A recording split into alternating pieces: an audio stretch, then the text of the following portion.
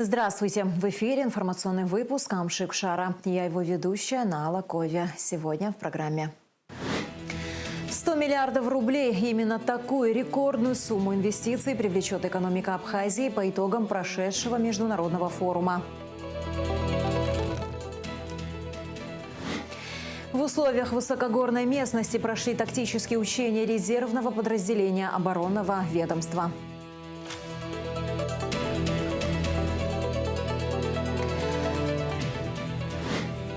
В Центральном выставочном зале открылась выставка работ абхазской художницы Мадины Бигуа «Ашамта».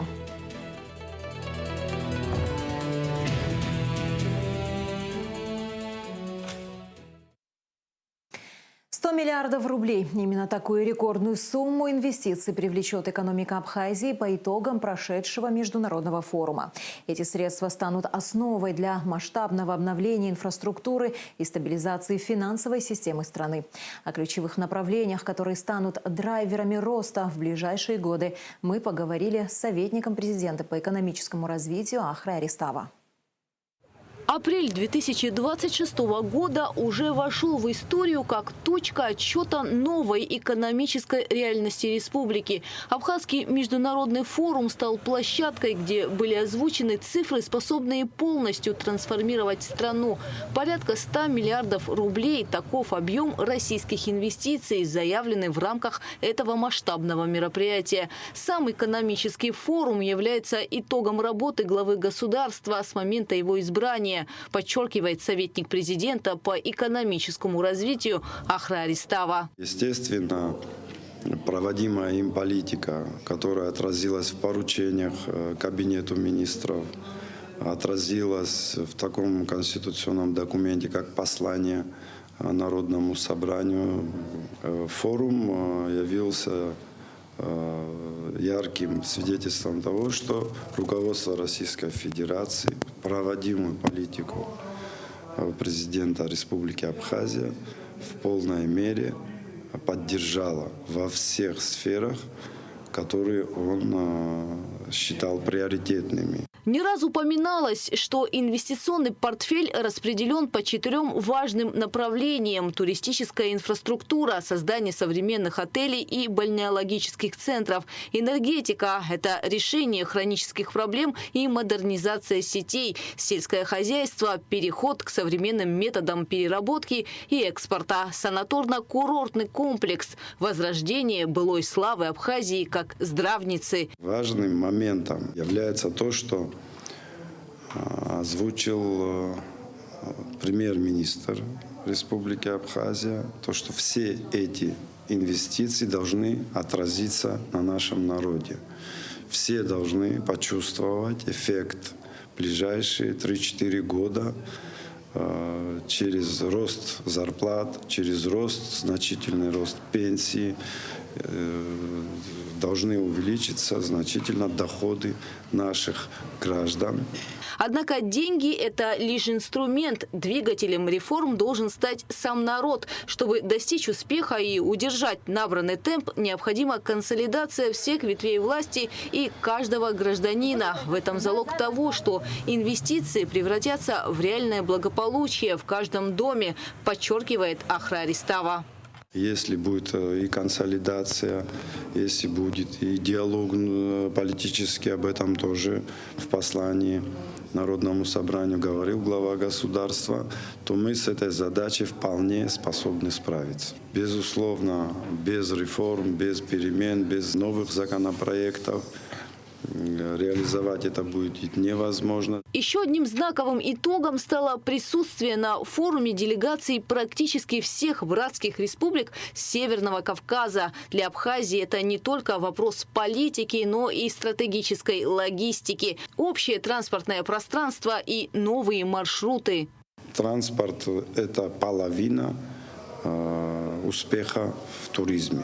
То есть транспортная доступность она обеспечивает более 50% успеха. Чем проще добраться, значит, тем больше будет туристов. Валютная доступность у российских граждан есть. Мы пользуемся рублем, безвизовый режим есть. Поэтому нам не доставало, конечно, транспортной доступности. Я думаю, что вот то, что дорога планируется в России, которая помимо Джубки еще будет одна автомобильная дорога, все это гарантия успеха. Итоги форума – это прежде всего вотум доверия к политическому курсу президента. Это подтверждение того, что выбранная стратегия открытости и надежного партнерства с Россией приносит свои плоды. Гугу Цавардания, Давид Хашик, Абхазское телевидение. В Гулрыбском районе скончался ребенок из-за жестокого обращения и насилия со стороны членов семьи. Об этом сообщила детский омбудсмен Мактина Джинжолия. Прокуратура Гулрыбского района совместно с сотрудниками МВД проводит процессуальную проверку для установления всех обстоятельств и причин произошедшего. Омбудсмен принимает участие в допросе несовершеннолетних предполагаемых свидетелей инцидента. Джинжолия подчеркнула, что права и законные интересы детей, выступающих свидетелями, обеспечены в строгом соответствии с законодательством. Мы убеждены, что для эффективной защиты детей необходимо на законодательном уровне принять меры по криминализации домашнего насилия. Отсутствие специальной уголовной ответственности за систематическое насилие в семье существенно снижает возможности государства по защите наиболее уязвимых несовершеннолетних, говорится в заявлении. В Сухуме задержан гражданин Турецкой республики Сонер Коч, который находится в розыске. Согласно оперативным сведениям, 45-летний Сонер Коч совершил на родине преступление и во избежание наказания прибыл в Абхазию, где находился, нарушая правила пребывания. Об этом сообщила СГБ республики. Сухумский городской суд на основании ходатайства миграционной службы Абхазии принял решение о выдворении Сонера Коч за пределы республики через госграницу по реке Ингур. Премьер-министр Владимир Делба поздравил председателя правительства Южной Осетии Дзамбалата Тадаева с Днем Конституции Республики. В Абхазии с воодушевлением воспринимают позитивные преобразования, происходящие в Южной Осетии. Мы дорожим нашими братскими отношениями и общностью судеб, говорится в тексте. Владимир Делба выразил уверенность в дальнейшем всестороннем сотрудничестве по линии межправительственного взаимодействия. Поздравительную ноту по случаю Дня Конституции Южной Осетии направило Министерство иностранных дел Абхазии. В Республике Абхазия высоко ценят сложившиеся братские союзнические отношения и взаимную поддержку с Республикой Южная Осетия и выражают уверенность в их дальнейшем укреплении на благо народов наших стран, говорится в документе. 1 миллиард 448 миллионов рублей составили налоговые поступления с 1 января по 1 апреля текущего года. Плановые показатели выполнены на 124%, сообщает пресс-служба Министерства по налогам и сборам. Доходы бюджетной системы, администрируемые МНС, за 3 месяца этого года выросли на 296 миллионов рублей по сравнению с аналогичным периодом прошлого года. Осмотр места происшествия, осмотр местности, проверка показаний на месте. Следственным управлением Генеральной прокуратуры начата программа учебно-лекционных занятий по обсуждению и рассмотрению следственных действий, от качества исполнения которых зависят результаты и дальнейшие исходы дела. Программа занятий нацелена на повышение профессионального уровня сотрудников, улучшение качества работы, приобретение навыков, получение новых знаний, которые участники в дальнейшем смогут использовать уже в своей практической деятельности. К указанной работе будут привлекаться наши коллеги, сотрудники Министерства внутренних дел, службы государственной безопасности, дознаватели, следователи, оперативные сотрудники, все, кто проявляет интерес к следственной работе. Вместе с тем, указанная программа включает в себя разновременное, поэтапное участие отдельных групп прокурорских работников для того, чтобы охватить всех наших сотрудников нашего ведомства в целом. Предлагаю всем воспользоваться этой ситуацией. Почему? Потому что прокуратура долгое время этим занималась, не один день. И после завершения этой программы такой возможности в ближайшее время уже не будет.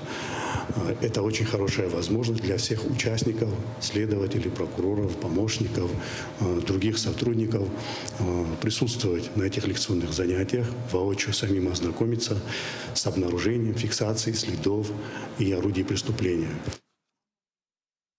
Скалолазание, переправа реки и оказание помощи раненому товарищу. В условиях высокогорной местности прошли тактические учения резервного подразделения оборонного ведомства. За ходом учений наблюдал министр обороны Владимир Ануа и наша съемочная группа. Репортаж Дамия Акшпа. Резервные подразделения отработали тактику ведения боевых действий по методике выживания в экстремальных условиях с тяжелым рельефом местности. Основная цель учения – обучить личный состав подразделений тактике ведения боевых действий в горных условиях.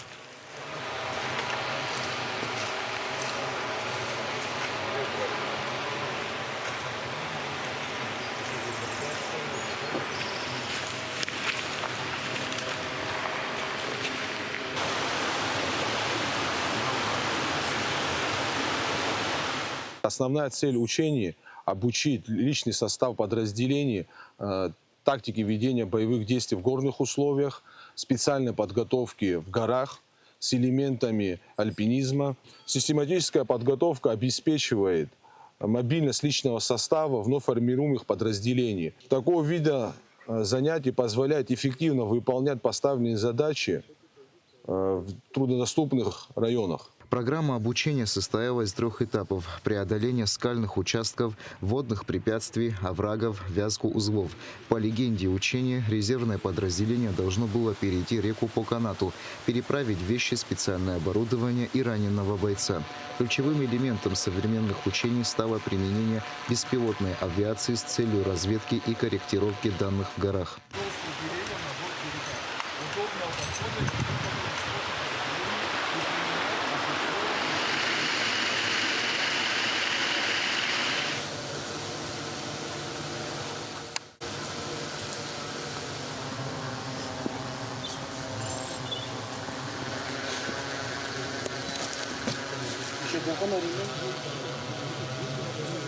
Мероприятия показанных действий были завершены без каких-либо происшествий. Министр обороны Владимир Ануа поблагодарил военнослужащих и отметил, что все поставленные задачи были успешно выполнены. Товарищи, вы сегодня показали те методы, которые, были задачи, которые были поставлены перед вами. Без тренировки вы такие задачи не смогли бы решить. Хочу поблагодарить вас всех, сказать большое спасибо. Я думаю, что и за вами последуют другие роты быстрого реагирования с других бригад. Систематическая подготовка обеспечивает высокую мобильность личного состава, позволяя эффективно выполнять поставленные задачи в труднодоступных районах. Дамей Акашба, Рамо Камке, Абхазское телевидение. Перемирие, но не мир. США и Иран объявили о двухнедельном прекращении огня незадолго до того, как истек срок ультиматума Дональда Трампа Тегерану. Враг потерпел неоспоримое, историческое и сокрушительное поражение в своей трусливой, незаконной и преступной войне против иранского народа. Иран одержал грандиозную победу и заставил преступную Америку принять свои планы из 10 пунктов. Эти переговоры, проходящие в условиях полного недоверия к американской стороне, начнутся в Исламабаде в пятницу 10 апреля. Иран отведет на этот переговорный процесс 2 недели. Данный срок может быть продлен по взаимному согласию сторон. Накануне президент США обещал вернуть Иран в каменный век и уничтожить всю цивилизацию. Как стало известно, стороны начнут предметное обсуждение мирного плана в пятницу. Основой переговоров станет план из 10 пунктов, включающий снятие всех санкций с Ирана, гарантии безопасности от Вашингтона и другое. Последние детали в репортаже корреспондента иранского бюро РТ в Тегеране. Главная новость дня – это то, что американо-израильская война против Ирана приостановлена на 2 недели. Основой перемирия стали 10 пунктов, предложенных Ираном. Президент США Дональд Трамп говорит, что это рабочий вариант для переговоров и что 2-недельный срок позволит окончательно согласовать документ. 10 пунктов, которые будут обсуждать во время переговоров между двумя сторонами, выглядит следующим образом. Агрессия против Ирана должна быть прекращена навсегда. США. Иран должен продолжать контролировать Ормузский пролив. Право Ирана на обогащение урана должно быть принято. Основные санкции должны быть отменены. Вторичные санкции должны быть также отменены. И все резолюции Совета Безопасности ООН должны быть также отменены. Другой момент заключается в том, что все резолюции МАГАТЭ против Ирана должны быть отменены также. Компенсация должна быть выплачена. Силы США должны вывести свои войска из региона. И война на всех фронтах должна быть прекращена, включая против Ливана.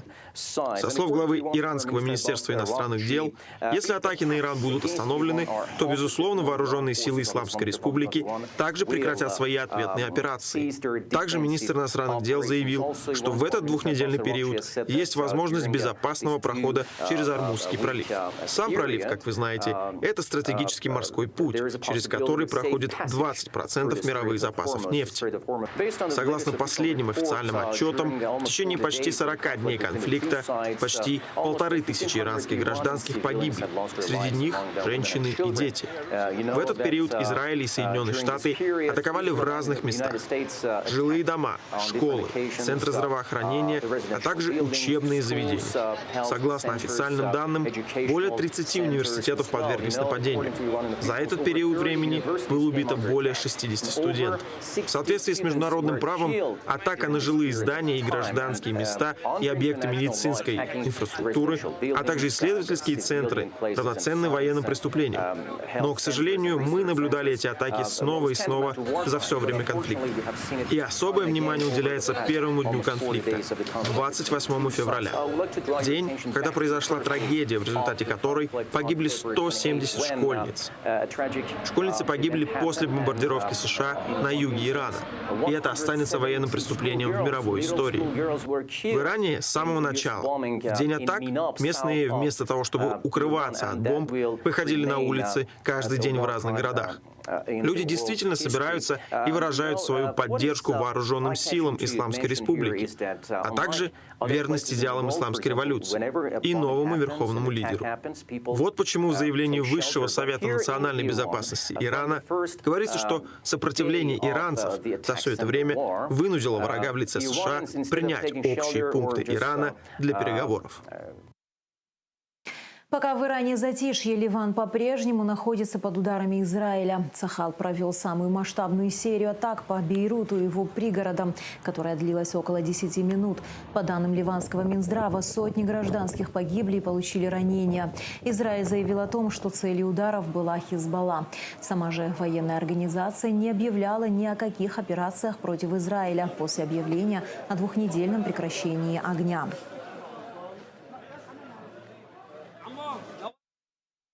Израильская оппозиция, в свою очередь, осталась недовольна тем, что Израиль оказался вне переговоров. Однако Тель-Авив также присоединился к перемирию, но отказался прекратить удары по соседнему Ливану.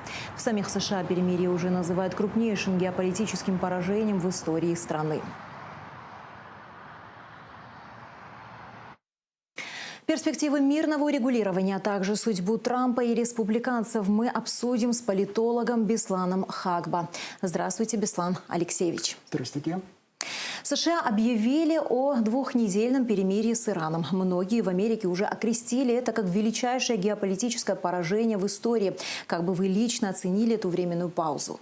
Вы знаете, о перемирии была договоренность, что мир установится, никто никаких гарантий не дает, потому что все-таки настолько напряженная ситуация на Ближнем Востоке, как будут дальше разворачиваться события, никто не знает. Но то, что вот как вы отметили, что вот действительно вот все-таки поражение было потерпело США, и это говорят многие эксперты, потому что цель, которая была поставлена США, во-первых, сменить политический режим, первое. Второе, чтобы все-таки нефтяные ресурсы, богатство Ирана контролировали крупные американские компании, контролировали Персидский залив полностью, Ормузский пролив. Всего этого не удалось. Солидарное вот такое противостояние агрессии, это показало, что все-таки Иран стоит на таких позициях, что многие даже арабские страны, несмотря на то, что правительство их поддерживало Персидского залива, да, страна Персидского поддерживала Соединенные Штаты, и многие население арабских стран, Ирак, поддерживали Иран. Это говорит о том, что такое солидарное противостояние, говорит о том, что в современной истории, политической истории такого не было, чтобы такое бегство со стороны США, чтобы такое произошло. Это говорит о том, что действительно какое-то, знаете, геополитическое поражение было потерпано Соединенными Штатами. Они будут иметь последствия, между прочим, в обустройстве Ближнего Востока после окончания войны, потому что это очень важный регион, ресурсный регион, и как будут развиваться, никто не знает. Даже говорят, что, вы знаете, Иран станет, наверное, очень крупной региональной державой, которая будет контролировать часть Персидского залива и Ормузский пролив. Иран опубликовал список из ряда пунктов, вокруг которых будут строиться переговоры, стартующие в эту пятницу. Среди них контроль Ирана над Ормузским проливом, снятие всех санкций, включая вторичные, и право обогащать уран. Какая перспектива у переговоров, учитывая, что большинство положений неприемлемы для Вашингтона? Вы знаете, никто не дает гарантии, что вот те требования, которые выдвигает Иран, будут выполнены, потому что Ормузский пролив – это не только часть Ирана, это часть Омана, такая страна есть, и часть Объединенных Арабских Эмиратов. Но понимаете, в чем дело? Все-таки без Ирана мирного судоходства там не будет. Все отмечают. Это говорит о том, что это серьезная угроза вообще энергетической безопасности мира. Представьте себе, почти 30-40% энергоресурсов это из Ближнего Востока. Как будет разворачиваться, никто не знает. И потому Иран требует, во-первых, выполнения всех 10 пунктов, чтобы прекратить войну, а потом, может быть, на какие-то дополнительные соглашения в плане работоспособности судоходства в Ормузском проливе. Но все отмечают, что раньше, как была ситуация, вряд ли такая ситуация сложится, потому что Иран жестко будет контролировать Ормузский пролив, потому что это рычаг давления на большие страны, в том числе и США. Я уверен, что так и будет поступать Иран. Перемирие было озвучено США и Ираном, только после этого к нему присоединился Израиль.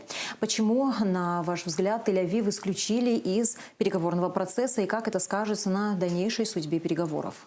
Мы получаем сообщение, что руководство Израиля недовольно, что американцы, Дональд Трамп взял и пошел на какие-то уступки Ирану. Вы знаете, еще здесь, что необходимо отметить, это давление арабских стран Персидского залива на США. Это все подчеркивают, потому что как разворачиваются события, это не в их интересах. Если бы война развернулась в более таких масштабах, еще больших, вы знаете, что произошло бы, никто не знает. И потому Трампу пришлось пойти на какие-то уступки. Трамп прошел на уступки и, между прочим, населению. Рейтинг его падает. Скоро в ноябре предстоят выборы в Конгресс. И говорят, что вполне возможно, его партия республиканская проиграет. Но Израиль недоволен, действительно. Это говорит о том, что, знаете, вот все удивляются вот такому противостоянию Ирана и Соединенным Штатам и Израилю. Но Израиль продолжает еще и войну в Южном Ливане. Там находится шиитская часть населения, Хизбалла. И, между прочим, дополнительно Иран требует, чтобы вот эти воздушные удары, которые наносит Израиль по отношению к Ливану, они тоже прекратили. Потому что, если этого не произойдет, война будет продолжена. Поступает сообщение, что в Тегеране снова работает ПВО, несмотря на перемирие. Какие шансы, что в течение 2 недель не будет провокаций со стороны Израиля и перемирие удержится? Вообще, когда все конфликты заканчиваются, знаете, вот соблюдение соглашений, вообще переговоров, это не сразу начинается. Знаете, какие-то эксцессы будут происходить, конечно, наверное, какие-то удары, но если будет настаивать, и я уверен, что будет настаивать и Дональд Трамп, будет оказывать давление на Израиль, я уверен, что до какие-то соглашения пойдут, потому что это уже невыгодно становится США, потому что репутация вот настолько помучена, настолько знаете, то, что произошло в течение 2-3 недель, это говорит о том, что, знаете, как геополитическая держава в мире, такого поражения не случалось за последние десятилетия. И потому до каких-то соглашений придется пойти. Я уверен, что на какое-то давление будет оказано на Израиль, и им тоже придется на какие-то уступки пойти Ирану. Но что касается всего Ближнего Востока, там много чего предстоит в плане установления окончательного мира. Там столько противоречий между странами Ближнего Востока, между США и Ираном, между весь Израиль и другими странами Персидского залива. А в окончательном мире мне приходится говорить, что вот эта эскалация будет остановлена, потому что все говорили, мир находится на грани ядерной катастрофы, понимаете? Все испугались, а вдруг это произойдет. И потом я уверен, что какое-то давление будет оказано еще дополнительно на США и на Израиль, что на какие-то переговоры все-таки вышли. Спасибо большое. О перспективах мирного регулирования ситуации на Ближнем Востоке мы говорили с политологом Бесланом Хакба. Благодарю вас.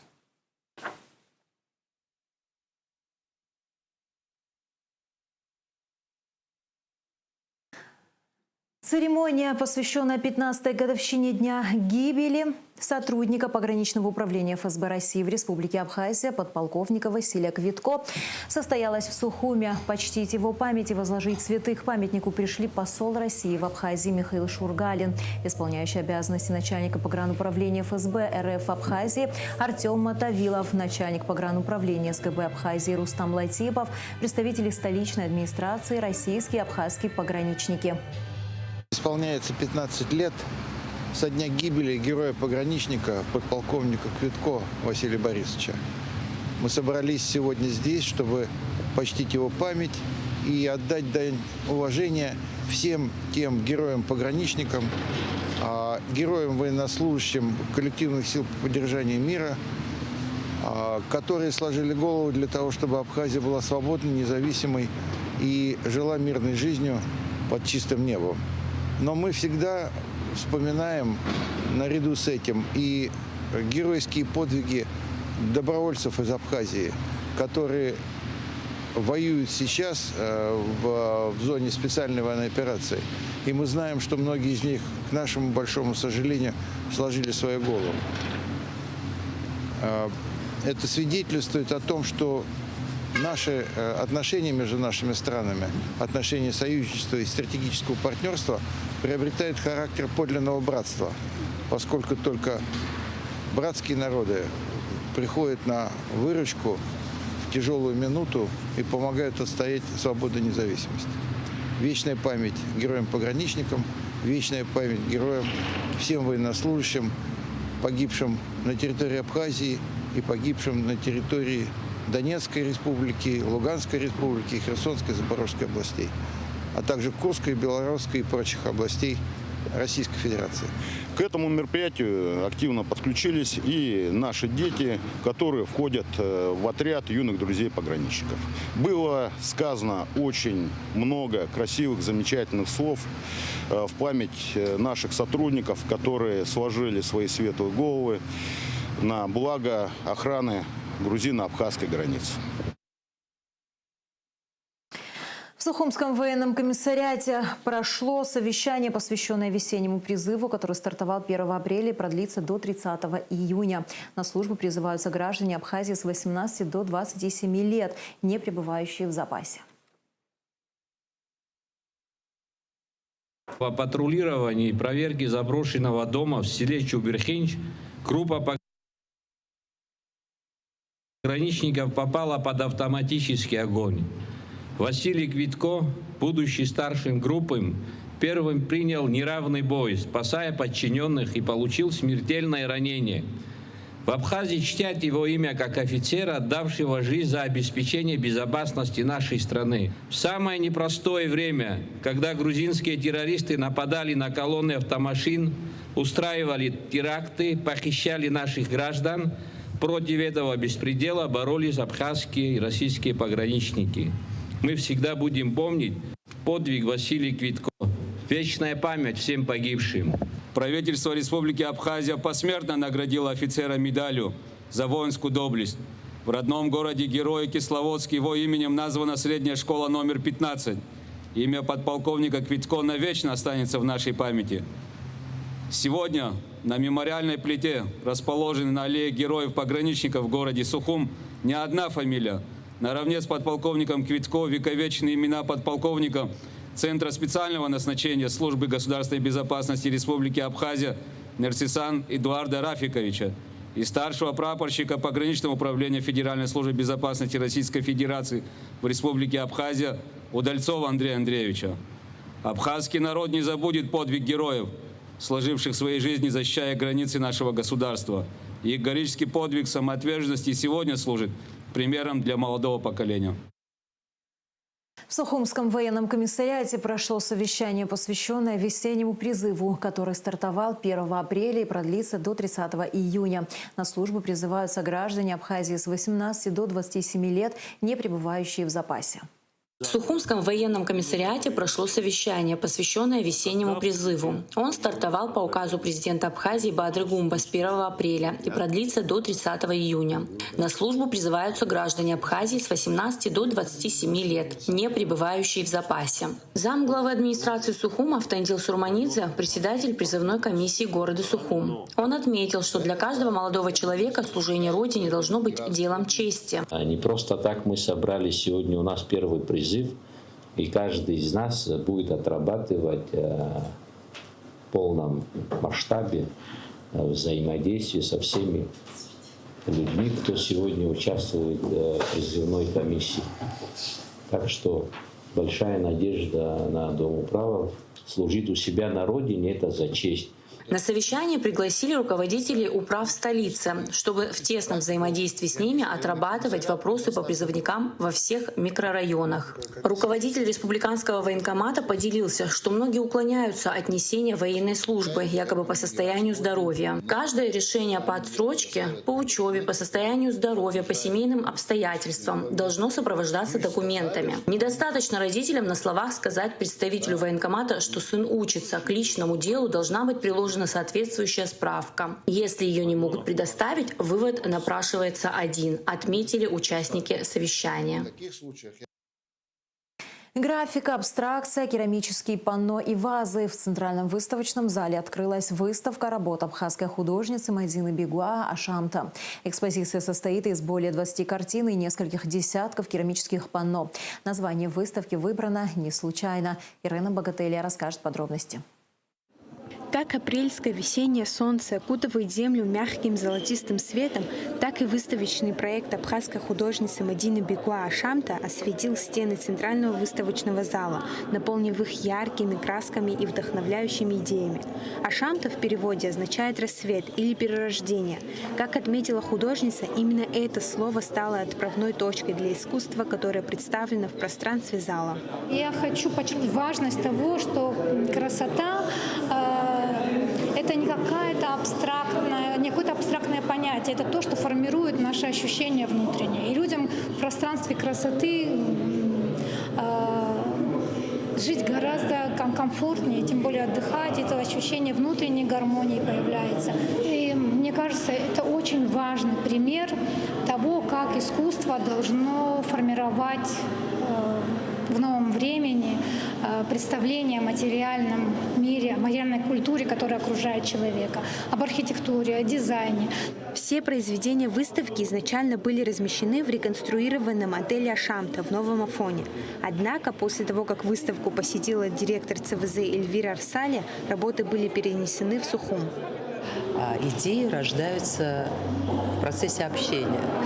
И как-то общаясь с Мадиной, мы говорили о ее работах, которые она сделала специально для Ашамта, в прекрасном пространстве, которое находится в Афоне.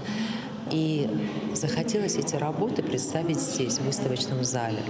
Причем это же не только любование формой, а глубоким содержанием. Потому что, на мой взгляд, такое вот сотрудничество Мадины и Ашамты очень хорошо демонстрирует, как сегодня искусство живет вне галереев, музеев, выставочных залов. Оно живет в других местах, создавая очень интересный контекст. И мы понимаем, что все это направлено на то, чтобы человек, появляясь в этом пространстве, он развивает вкус, он совершенно по-другому чувствует форму. И здесь единство формы, содержания и смысла это и есть цель этого проекта. Посетители выставки стали свидетелями истинного великолепия художественного творчества. Это событие собрало давних друзей и близких художницы, ее учеников, а также ценителей искусства, уже знакомых с ее работами. Здесь были и те, кто впервые открыл для себя мир ее творчества, погружаясь в атмосферу вдохновения и красоты. Мадина Беглава – одна из немногих художниц Абхазии, которые меня с каждым годом все больше и больше радуют и удивляют. Она не является человеком, вот она, я художник или живописец, она делает все. А у нее очень много культурных пластов, в которых она очень хорошо себя чувствует. Но она в последнее время очень много урбанистикой занимается. И когда урбанист еще и живописец, получается очень хорошие идеи и проект. Рада побывать на выставке Мадины Беглава.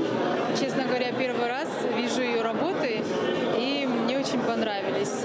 Особенно картины, которые написаны акварелью, зарисовки нашего города Сухума. Также меня впечатлили очень вазы. Ашамта – это не просто выставка, это приглашение к размышлению, к внутреннему перерождению, к осознанию того, как важен каждый новый день. Солнце весной дарит нам возможность заново взглянуть на мир, и выставка Ашамта делает то же самое. Каждый посетитель унесет с собой частичку этого света и тепла, которые станут источниками вдохновения в их жизни. Экспозиция доступна для посещения до 30 апреля. Ирина Богателя, Ильдар Дамиров, Абхазское телевидение. Команда КВН из Абхазии «Фантасмагорцы» вышла в четвертьфинал Центральной лиги Москвы и Подмосковья «Лампа Синергии», заняв первое место в игре 1/8 финала с результатом 14,5 балла. Игры проходили с 4 по 7 апреля в Московском молодежном центре «Планета КВН» и были приурочены к 65-летию клуба «Веселых и находчивых». Всего в 1/8 финала участвовали 24 команды. Участники соревновались в конкурсах «Приветствие», «Разминка» и «Сложная ситуация», сообщает пресс-служба Госкомспорта. Поддержать команду пришли вице-премьер, председатель Госкомитета по делам молодежи и спорту Тараш Хагба, его заместитель Роман Скуа, посол Абхазии в России Алхаз Квициня, представители диаспоры. И в завершении выпуска о погоде. В четверг, 9 апреля, в Абхазии ожидается облачная с прояснениями погода. Ночью и утром дождь разной интенсивности, гроза, туман, в горах снег. Температура воздуха ночью 2,7, днем 6-11 градусов. Температура морской воды 12 градусов.